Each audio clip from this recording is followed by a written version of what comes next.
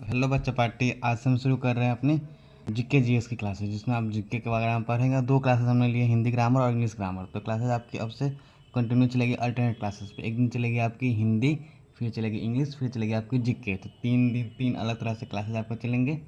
ठीक है, तो आज से शुरू करते हैं अपनी बेसिक ऑफ हिस्ट्री कह सकते हो या फिर बेसिक ऑफ जीके, जिसमें हम पढ़ने वाले हैं कि किसके बारे में हमने क्या क्या पढ़े हुए हैं। तो हमारा बेसिक से रिवीजन भी हो जाएगा। जैसे सबसे पहला क्वेश्चन आपसे क्या पूछ रहा है कि इतिहास का पिता किसे कहा जाता है। हम कहते हैं हेरोडोटस को। किसे कहा जाता है?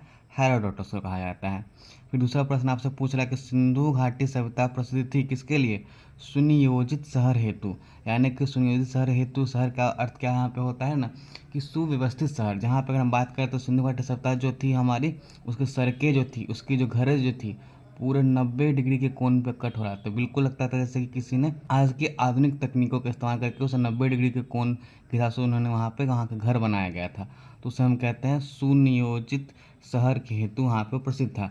फिर अगला प्रश्न आपसे पूछा जा रहा है कि सिंधु घाटी के लोगों का व्यवसाय क्या था? वो था हमारा व्यापार। क्या था? व्यापार। इसको हम कहते हैं ऑक्यूपेशन भी कहते हैं। फिर बात करें, इसको हम दूसरे शब्दों में बिजनेस भी कहते हैं। फिर अगला प्रश्न आपसे पूछा जा रहा है कि सिंधु वासियों की मुख्य फसल क्या थी? तो जौ एवं गेहूँ। तो अगर हम बात करें तो सिंधु घाटी सभ्यता के लोग जो थे, जो पहला जो खेती किया करते थे, वो किसकी खेती किया करते थे? जौ और गेहूँ की खेती किया करते थे। फिर अगला प्रश्न आपसे पूछा जा रहा है कि हड़प्पा सभ्यता की सर्वप्रथम जानकारी दी किसने दी थी? हमारे चार्ल्स मेसन ने दी थी। कब दी थी? 1825 को दी थी।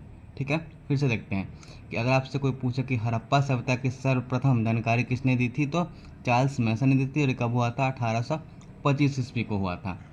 फिर अगला हम बात करते हैं मोहनजोदड़ो की खुदाई की प्रभारी किसे कहा जाता है? सर जॉन मार्शल को कहा जाता है। किसे कहा जाता है? Sir John Marshall.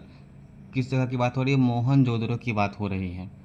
अगला प्रश्न आपसे पूछा जा रहा है कि हड़प्पा सभ्यता थी तो क्या थी? किस युग की थी वो? तो कांस्य युग की थी। सब हड़प्पा सभ्यता को हम किस रूप से दूसरे शब्द में जानते हैं? तो उसे हम कहते हैं कांस्य युग की सभ्यता के रूप में उसे हम जानते हैं।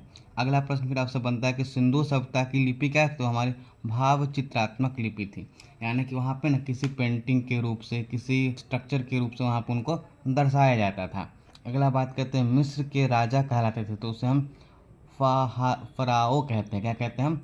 फ़राओ कहते हैं। मिस्र देश की राजाओं को हम उस समय की फ़राओ के नाम से हम उसे जानते हैं। अगला बात करते हैं हम खरोष्ठी लिपि लिखी जाती है, दाएं से बाएं लिखी जाती है। ये एक तरह की कह सकते हो आप सिंधु घाटी सभ्यता है ना, कि हमारे बहुत पुराने समय के इतिहास के समय में इन भाषाओं का प्रयोग करते थे। इट इज़ कॉल्ड खुष्ठी की लिपि कही जाती है। अगले हम बात करते हैं स्वास्तिक चिन्ह देता है। क्या देता है? तो हमें सिंधु सभ्यता की जानकारी देता है।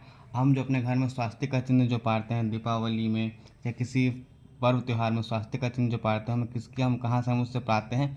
सिंधु घाटी सभ्यता से हम उसे प्राप्त कर पाते हैं। आदि मानव ने सर्वप्रथम सीखा। क्या सीखा था? आग जलाना सीखा था। तो कह सकते हो कि दो ऐसे इंपॉर्टेंट इवेंट हुए हैं, दो ऐसे कह सकते हो खोज हुए हैं जो मानव सभ्यता की सबसे बड़ी कह सकते हो कि उनकी उपलब्धियां थी। तो पहले क्या थी? आग का खोज।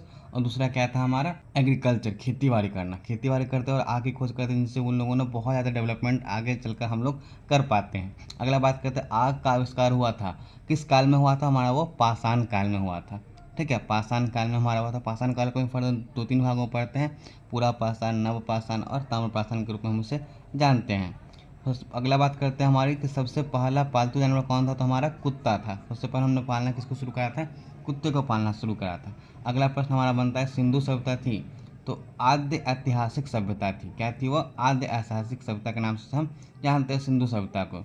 हड़प्पा स्थित है कहाँ पे? रावी नदी के तट पर हड़प्पा सभ्यता स्थित है। आज के समय में हमारी रावी नदी जो होती है हमारे पंजाब के, इसको हम कहते हैं पंजाब, यानी कि 5 नदियों का जो घर कह सकते हैं, जहाँ से 5 नदियाँ निकलती हैं, वहाँ की नदी निकलती है, उसे हम रावी नदी कहते हैं। तो हड़प्पा जो थी हमारी वो रावी नदी के तट पर स्थित थी। आज के समय में हड़प्पा सभ्यता जो हमारी वो पाकिस्तान प्रांत में भी हम पा सकते हैं। अगला बात करते हैं सिंधु सभ्यता का प्रमुख बंदरगाह क्या था? तो लोथल था। लोथल उसे हम कह, ठीक है, लोथल का जो एरिया है अभी हम प्रेजेंट एरिया कह सकते हैं, हम अपने गुजरात के साइड में हम उसको पा सकते हैं।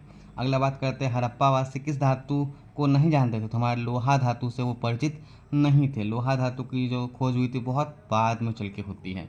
अगले बात करते हैं हड़प्पा के मिट्टी के बर्तन का रंग कैसा था? तो लाल रंग का उनका बर्तन हमें देखने को मिल सकता है। अगले बात करते हैं चावल का साक्ष्य मिले हैं। तो लोथल एवं रंगपुर से हमको मिलते हैं। ठीक है, तो चावल का सर्वप्रथम साक्ष्य हमको कहाँ से मिलते हैं? लौथल एवं रंगपुर से हमें उसे प्राप्त कर सकते हैं, जो कि हमारे ऐतिहासिक समय का एक हिस्सा है। अगला बात करते हैं सिंधु सभ्यता का मान्यता प्राप्त काल, जो हम कह सकते हैं 2500 ईसा पूर्व से 7 ईसा पूर्व तक हम कह सकते हैं ये हमारे सिंधु घाटी सभ्यता का बहुत ही सुनहरा समय हम उससे कह सकते हैं। अगला बात करते हैं मोहनजोदड़ो स्थित है, अभी कहाँ पर हमारा ये पाकिस्तान के प्रांत में अभी ये स्थित है, जिनको हम लड़काना भी कह सकते हैं कि उस जगह का नाम कौन सा, लड़काना नाम का एक वहाँ का डिस्ट्रिक्ट पड़ता है, वहाँ पे हमारा ये पाकिस्तान के प्रांत में मोहनजोदड़ो अभी स्थित है। मोहनजोदड़ो की खोज किसने की थी? तो रावल दास बनर्जी ने की थी। ठीक है, किसने की थी? तो राखाल दास बनर्जी ने 1922 में की थी। किसकी बात हो रही है? मोहनजोदड़ो की खोज की बात हो रही है। ठीक है, और हम यहाँ पे पहले देख चुके कि हड़प्पा सभ्यता के बारे में किसने हमको दी थी जानकारी? हमको चार्ल्स मैसन ने दी थी। ठीक है, अगला बात करते हैं हम अपने नर्तकी का कांस्य मूर्ति मिला था, तो कहाँ से हमको मिलता है? एक डांसिंग गर्ल जिसको हम जानते हैं वो हमको मिलता है मोहनजोदड़ो के साइड से हमको प्राप्त होता है एक डांसिंग गर्ल का।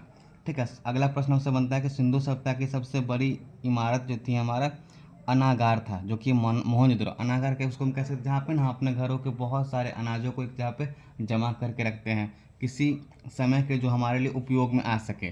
तो वैसा सिंधु घाटी सभ्यता हमको सबसे बड़ी बड़ी इमारतें मिली जिसको हम कह सकते हैं अनागार के नाम से उसे जानते हैं, जहाँ पे अपने घर के फूड को हम स्टोर करके वहाँ पर उसको हम रखते थे।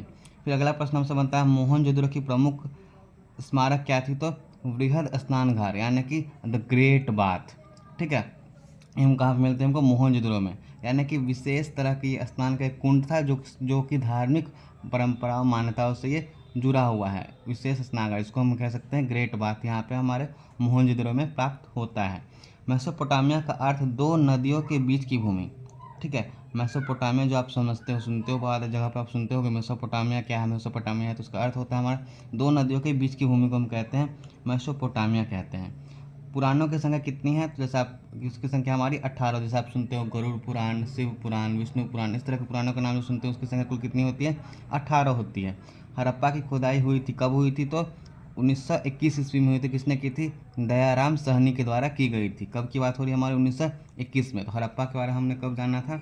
1921 में जाना था। ठीक है, अगला बात करते हैं हमारे सिंधु घाटी के लोगों ने पूजा की थी, किसकी पूजा की थी? मातृत्व देवी की पूजा की थी। तब तक के लिए मिलते हैं अगले वीडियो में। तब तक इन प्रश्नों को आप याद कीजिए, अब जिससे आपकी जीके काफ़ी हद तक स्ट्रांग होंगी। ये क्वेश्चन हमने अपने लूसेंट के सीरीज से उठाई है।